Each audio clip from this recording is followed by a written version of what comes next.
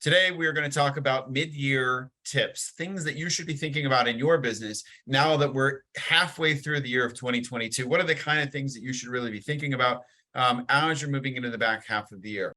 Before we get started, make sure you click on the subscribe button. And if you're on YouTube, click on the alert notification so you can be notified when we post new videos.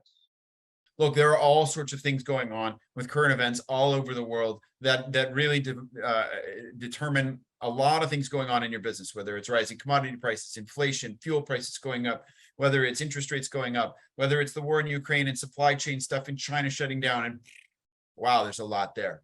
So let's cut through all of that and let's talk real briefly about what it is that you need to do in your business to feel safe and secure. And the first thing is I want to remind you about budgeting versus forecasting.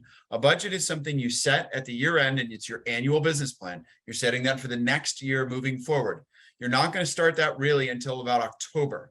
In October, you're going to take the first 3 quarters worth of results and you're going to start to be looking for that.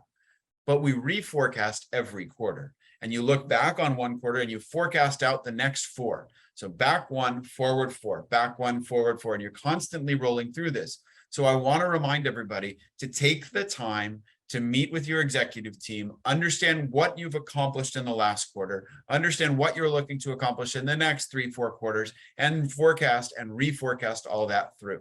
Because as you do that, you're going to have a much better understanding of where you are with your business and what you need to do to make effective changes. The second thing that I really want you to do here, and this is unique to what's going on in the world right now, is I want you to check all of your loan agreements, all of them. Make sure you understand, when do they renew? What are they for? What are the interest rates? Because you're likely to have an uncomfortable surprise if you have to renew and you were paying 4% and now you're going to renew and it's going to be 6.5%, 7%, 8%. Who knows where we're going with interest rates, but they're definitely going up. Make sure you're checking on all of your loan agreements. The third thing that I want you to do, it's a bit admin and task. I want you to check through all of your lease agreements for the same kinds of things. Do you have lease and rental agreements that have cost of living increases every single year? Or do you have leases that have 2, 3, 4% escalators in them every single year? Do you have the ability to extend under the prior lease terms?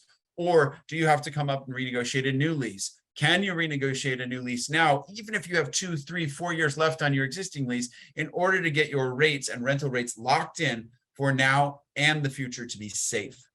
So these are just a few things: budgeting versus forecasting, looking at your loan agreements, and making sure you're looking at all of your lease agreements to make sure that you are ready for the back half of 2022.